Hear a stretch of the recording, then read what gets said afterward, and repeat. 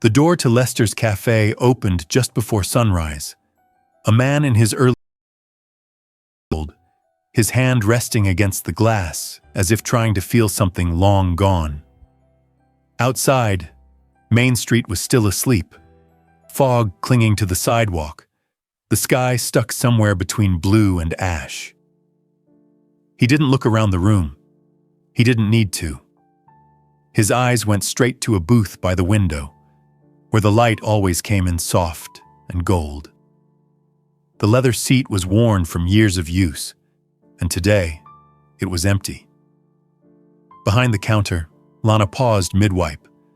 Her eyes met his, and that was all it took. "He passed last night," she said, just loud enough to reach him. "Peacefully, in his sleep." The man took off his hat, a faded cap with a fraying veteran's patch, and held it to his chest. "That was his seat, wasn't it?" he asked, though he already knew. Lana nodded. "Same time every morning, 20 years. No one else spoke. No silverware clinked, no plates slid. The room, usually filled with chatter and half-listened radio songs, had gone completely still. There was no memorial plaque, no ceremony. Just 2 black and white photographs now pinned to the wall where community notices used to hang. One of a younger Walt Strickland in full Marine dress uniform, standing beside a colonel whose name had long since faded from memory. And beside him, a woman, red hair caught mid-laugh, a freckled nose, eyes like firelight. Ellie. Beneath them, a small wooden sign, hand-carved, uneven letters that read, "She didn't die saving heroes. She died making them." And in the booth where Walt used to sit, black coffee, no cream, no sugar, a folded napkin rested quietly next to a single slice of warm apple pie. No one moved. Because some stories don't begin with introductions. They begin with absence, with a seat left empty, with a name only whispered when it's too late. Some stories don't begin with introductions. They begin with silence, with a name almost forgotten, with a chair that never stopped waiting. If you've ever passed by someone who sat alone, this story might stay with you. And if you believe stories like this still matter, stick around.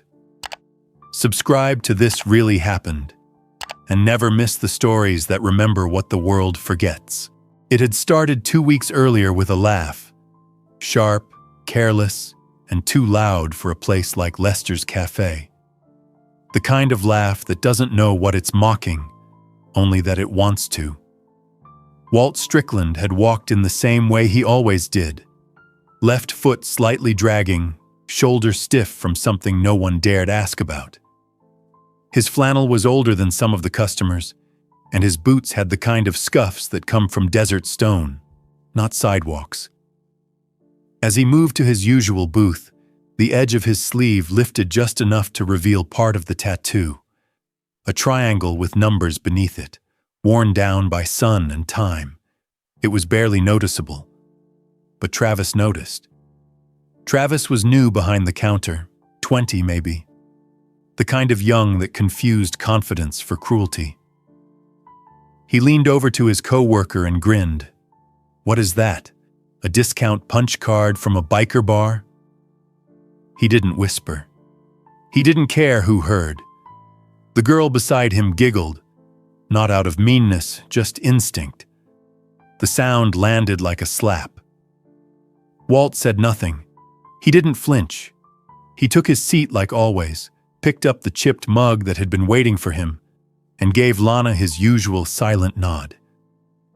She refilled the cup without asking and walked away a little slower than usual.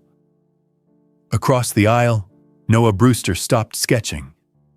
14 years old, small for his age, always buried in a notebook he never let anyone read. He hadn't paid much attention to the old man before. He'd seen him, everyone had, but never really seen him. Not until now. There was something about the way Walt's hand trembled for half a second before steadying again. Something about the way he didn't defend himself, didn't even raise an eyebrow, like this wasn't the first time, like this wasn't even the worst time. Noah found himself flipping to a clean page. He began to draw, almost without thinking. Not Walt's face, he wouldn't dare, but the tattoo. The faint outline of the triangle, the rows of digits underneath. There was a pattern to them. They weren't random. Walt took a slow sip of his coffee, stared out the window. The fog hadn't lifted yet, and in the glass, the world looked like a memory half-formed. Noah kept sketching, and for reasons he couldn't explain, his hand shook more than usual. That night, Noah sat cross-legged on his bedroom floor, the drawing of the tattoo laid out in front of him like a riddle. He didn't know what it meant, but something about it wouldn't let him sleep. He stared at the numbers beneath the triangle, traced the lines with his finger. They weren't random. They felt military, too exact, too intentional. The next afternoon, after school, Noah biked to the small-town library, the place no one his age went unless they were forced. But Noah didn't care about that. He cared about the man who hadn't flinched, and he cared about the story no one else was telling. Mrs. Jeffries, the librarian, was behind the counter applying a barcode sticker to a large print mystery novel.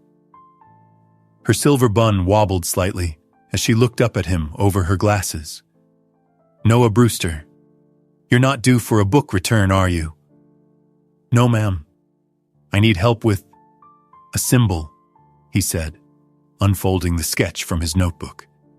She peered at it for a long moment, and then something shifted in her face. A stillness, like a forgotten drawer suddenly opening in her mind. "Oh," she whispered. "I haven't seen this in decades. That's Marine Recon, 2nd Battalion. That triangle? That's their patch. These numbers, those are coordinates." Noah blinked. Coordinates to what? She didn't answer right away. Instead, she walked away, into the archives. It took nearly 15 minutes, but she returned holding a thin manila folder. She opened it gently, as if it might shatter.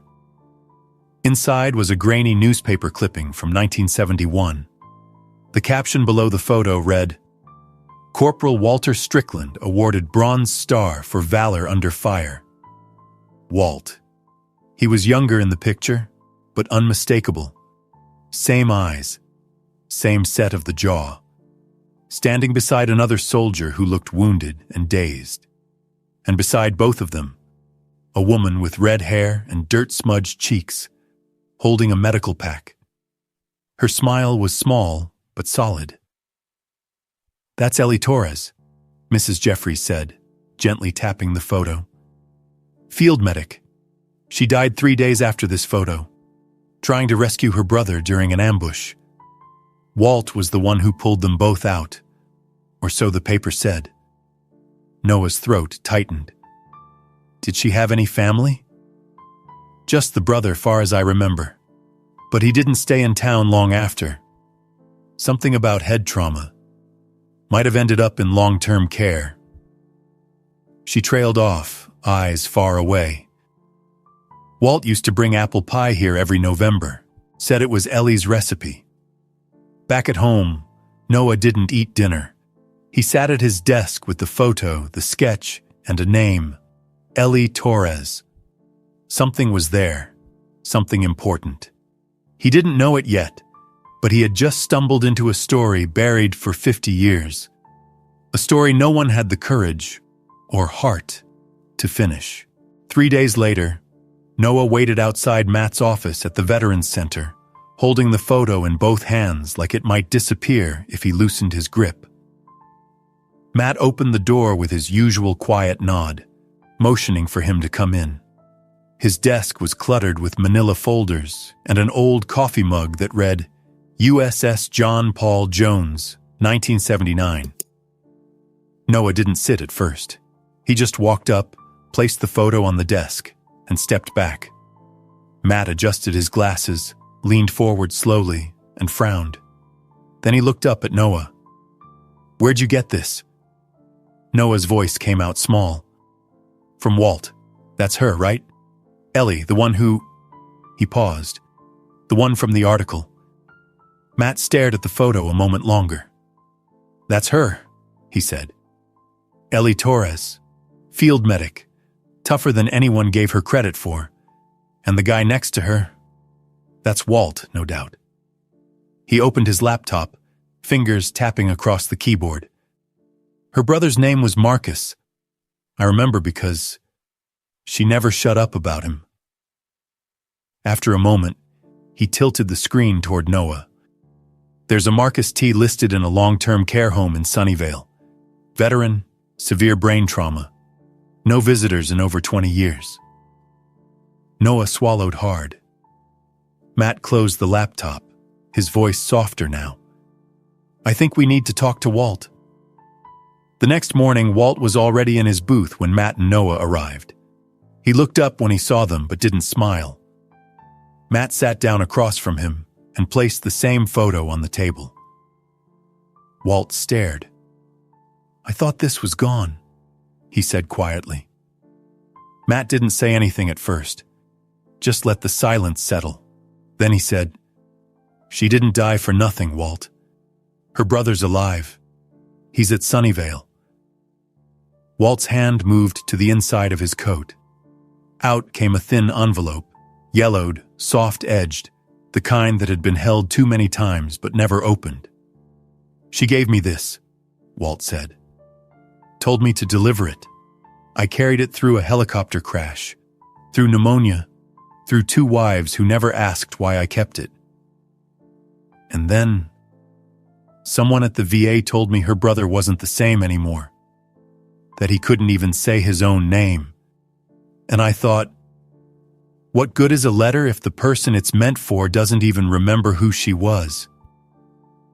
No one answered. Noah, from the corner of the booth, fidgeted with the edge of a napkin. Matt cleared his throat. "You remember that kid behind the counter? Travis? He called your tattoo a bar fight receipt. Thought it was funny." Walt didn't flinch. Matt continued. "Turns out that bar fight receipt was the exact grid coordinate Ellie used in every letter home. That tattoo? That's not just a memory. It's a map, a piece of her. One she put on you, because she trusted you to carry it." Noah looked up, stunned. Walt closed his eyes. Then he said, almost a whisper, "She always knew I'd outlive her." Matt leaned forward. "Then give her what she asked. One last time." The ride to Sunnyvale was long, hushed. Walt held the letter on his lap the whole way, as though the weight of it needed both hands. Noah sat in the back beside his sketchbook, watching the frost crawl along the edges of the windows. No one played music. Matt drove with the quiet reverence of a man who knew exactly what they were carrying. When they arrived, the receptionist greeted them softly, eyebrows lifting in surprise at the name. "Marcus Torres? He's in room 214, doesn't get visitors," she added, almost apologetically. The hallway was warm, faintly lemon-scented, but carried the deeper smell of age, fabric, wax, and time. At the door, Walt hesitated. His hand hovered above the knob. Matt gave a gentle nod. "You don't owe him anything, but you promised her." Walt didn't answer. He simply opened the door. Marcus sat in a wheelchair near the window, his posture folded inward, hands twitching faintly in his lap. The light caught the white of his hair, the deep grooves in his cheeks. He was smaller than Walt remembered, more fragile. Walt stepped forward, slow, steady. "I served with Ellie," he said. No response. Walt knelt, creaking into position, and placed the letter in Marcus's lap. The envelope crackled slightly under his fingers. "She told me to give you this," he whispered. Marcus blinked, stared at the paper. Then, carefully, like his body remembered what his mind did not, his fingers opened the flap. The letter fell open. His eyes skimmed the page, not really tracking, until they landed on a smudged word near the bottom. "Red." His lips parted. Then, barely audible, he whispered it. "Red." Walt's hand gripped the armrest of the wheelchair. Marcus blinked again. Slowly, his chin dipped, then rose. His eyes found Walt's face, not with certainty, but with something gentler. Recognition, maybe. Or peace. "She used to hum," he said faintly. "On cold nights. Apple pie, that smell." Walt swallowed. His throat felt like gravel. "You were hurt. She went back for you. I carried you out." Marcus didn't respond, but his hand moved, up across the blanket, until it rested softly over Walt's. Noah, standing by the door, pressed a hand against his chest, like it would hold something in. Matt lowered his gaze. "That's all it needs to be," he said, voice low. There were no grand speeches, no miracles, just the quiet meeting of two men. One with memory broken, one carrying memory for two. Walt returned to Lester's Cafe the day after their visit to Sunnyvale. Not at 6:37 sharp like usual, but closer to 8. For the first time in years, he arrived late, and no one complained. Lana saw him through the window and froze mid-pour. There was something in the way he moved. Slower, yes, but not from pain. It was the walk of a man who had nothing left to carry. Like the weight of 50 years had been set down somewhere between room 214 and that booth by the window. When the bell rang, nobody looked up. They'd all heard what happened. Not in detail. Small towns don't need detail. They fill in the blanks themselves. And somehow, everyone seemed to know that today wasn't about asking questions. Walt didn't head straight to his seat. He walked up to the counter instead. Lana waited, coffee pot still in her hand. "I've got it ready," she said. "Extra strong, like always." He smiled, slow and deep. "Let's try half-calf today." She blinked, then laughed. Not because it was funny, but because it was human. Walt took the mug and walked back to his booth, but not before patting Travis gently on the shoulder as he passed. Travis turned, wide-eyed, unsure what to say. He didn't say anything. He just nodded. Noah was already there, sketchbook open, pencil hovering. He looked up when Walt sat down across from him, uninvited but entirely welcome. "Morning," Noah said. Walt nodded. "You sleep?" Noah shrugged. "I kept thinking about the letter, about the way he said her name, like it was still inside him all this time." Walt stared into his mug. Some names don't leave even when everything else does. Noah didn't draw. He just listened. "Do you regret it?" he asked after a while. Walt looked up, surprised. "Regret what?"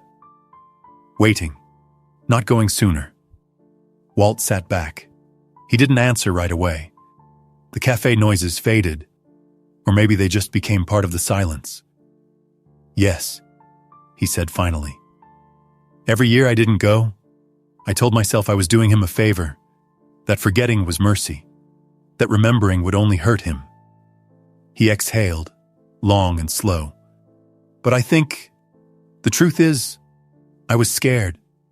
Scared he'd look at me and see everything I wasn't, that he'd hate me for not bringing her back." Noah looked down. He didn't. "No," Walt said. "He didn't." Lana brought over a plate. Not a menu item, just a thick slice of apple pie, warm, soft, a little messy around the edges. Walt's eyes misted. "I had to call her niece in Oregon for the recipe," Lana said. "Took 3 tries to get the crust right." Walt picked up the fork with both hands. He took a bite, chewed slowly. "Close enough," he said, voice breaking just a little.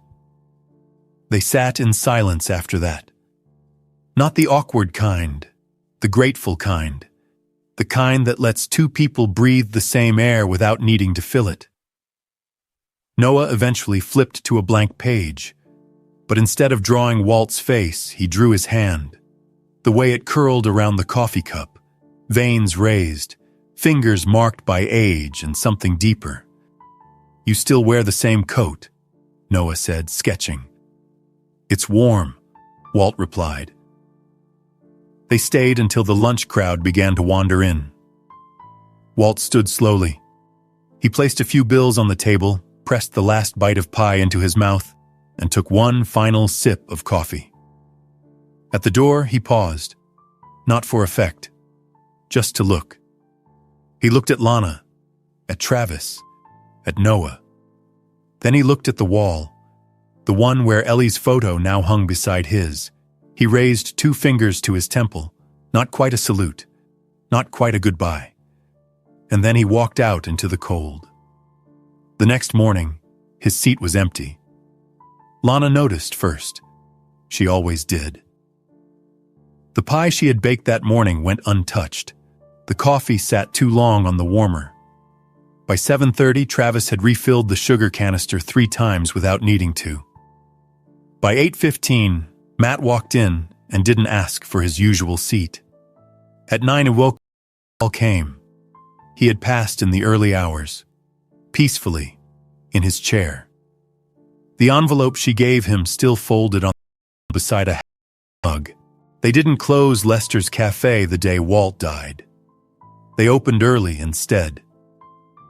Lana arrived before sunrise, long before the regulars, before the ovens hummed to life.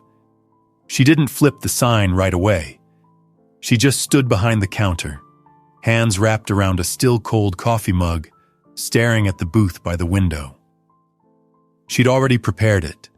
1 cup of black coffee, no cream, no sugar, a single slice of Ellie's apple pie, still warm, and a folded napkin tucked under the edge of the plate, the kind Walt always used to gently pat his mouth, even before the first bite. By 6:37, the cafe was no longer empty. Matt came in quietly, removed his cap, and sat at the booth across the aisle. He didn't say anything to Lana, but she set a mug down in front of him anyway. Half full, just the way he liked it. Travis arrived next, earlier than usual. He wasn't in uniform yet, just a hoodie and jeans. But he walked differently. Less bounce, more thought. He glanced at the booth once, then went straight to the back, not saying a word. Minutes later, he emerged in his apron, his shirt tucked in properly for the first time in weeks. He didn't try to joke. He just picked up the rag and began wiping tables no one had asked him to. By 7:15, a quiet current ran through the cafe. People came in slower, spoke softer. Nobody said Walt's name, but every glance toward the window seat said it loud enough. Noah arrived just after 7:30. He walked straight to the booth, opened his sketchbook, and placed a single sheet of paper beside the plate. It was a drawing, pencil inked along the edges, Walt's hands wrapped around a coffee cup, lines and veins etched like rivers, the tattoo barely visible beneath the cuff, like it always had been. Underneath, in small lettering, he had written, "Some men fight wars, some carry them." Noah didn't order anything. He just sat. The pencil in his hand never touched the page. Then, Lana did something she hadn't done in years. She reached beneath the counter and pulled out a small box. Wood, dark-stained, carved at the edges. She carried it to the far wall, the one beside the jukebox. The one where Ellie's photo had hung alone for weeks. She opened the box and pulled out pins, tacks, pieces of yellowed tape. One by one, she added items. Walt's sketch, a reprinted photo of him and Ellie, taken from the Veterans Center records, a copy of the newspaper article from 1971, and finally, Ellie's recipe card, scanned, printed, and laminated. Above it, she nailed a piece of weathered wood with 7 letters carved in uneven block, the wall of those who stayed behind. She didn't make a speech. She didn't need to. The clink of mugs on porcelain stopped. A stirring hush passed through the cafe like a low tide. People looked, people read, and people remembered. A few minutes later, Travis emerged from the kitchen, a folded napkin in his hand. He paused by the wall, looked at the others already hanging, then pinned his quietly below Ellie's recipe card. It read, "I thought it was just a tattoo. I didn't know it was a promise." He didn't look at anyone when he walked away. Time passed. Noah still sat in the booth, watching the coffee steam rise and fade. His hands were still, his eyes wet but unblinking. At exactly 8:22 a.m., the bell above the door jingled. Everyone looked. A man stood at the threshold. Late 40s maybe, clean-shaven, wearing a faded coat and a new veteran's cap. He looked unsure, like someone who had wandered in by mistake. He scanned the cafe, the booths, the wall, the faces, and his eyes stopped at the sketch on the wall. Ellie, Walt, the tattoo. He took off his hat slowly, held it to his chest. Noah stood up. He walked across the cafe, calm, sure, and stopped in front of the man. "You served?" he asked. The man nodded. "Not with them, but I knew who they were. I was stationed stateside in '93. My CO told me about Ellie, called her the kind of medic you'd follow through fire." He looked at the wall, at Walt's sketch, at the pie on the table. "I never met them," he added. "But it feels like I did." Noah stepped aside, letting him approach. The man walked to the wall, stared for a long moment, then took a small pin from his coat and fastened it just beneath the article, a ribbon. Worn, bent at the corners. He turned back toward Lana. "If it's okay, I'd like to leave that here." She nodded. By then, the jukebox had quietly come alive. It didn't play anything dramatic, just the soft intro to a brass instrumental, the Marine Corps hymn, slower than usual, backed by light snare and gentle wind. Noah returned to the booth, picked up the coffee cup Walt used to hold, and for the first time, he took a sip. No one clapped. No one cheered. But someone near the back stood and removed their hat. Then another, and another. Until the cafe, as quiet as it had ever been, was full of people who didn't know each other, but remembered the same story.